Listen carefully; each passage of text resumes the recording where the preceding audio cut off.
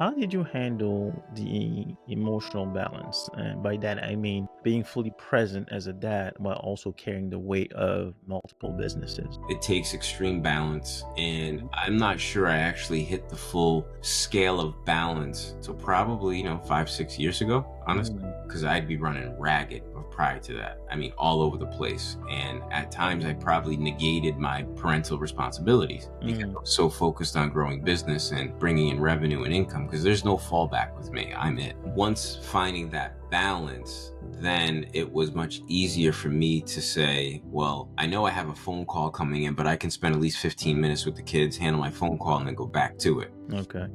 And so that's my way of how I balance things. I want them to hear how you conduct business, because it's, in my opinion, it's not right to keep that from your children. Your children Mhm. are always learning, and shouldn't they learn from one of the best teachers in their life, you as a parent? I always exposed my children to the business that I was in so that they would get familiar with how I talked, how I received people, and how I would go about my sales, my pitches, or how I would get more investors involved, and so on. Bringing them into the fold of a business that I created is very rewarding, because it's not that somebody handed me these businesses and I'm going to pass them down. No, I created these. Mm, This is something I got out the mud, as we say in our culture. Business doesn't get involved with me being a parent. mhm. Sometimes parenting does overlap and interfere with business, but I'm okay with that. Everybody's very respectful when it comes to overlap that happens, Mhm. where I might be at work and I get a phone call and it's the kids, and I got to put things on pause to make sure my kids are good.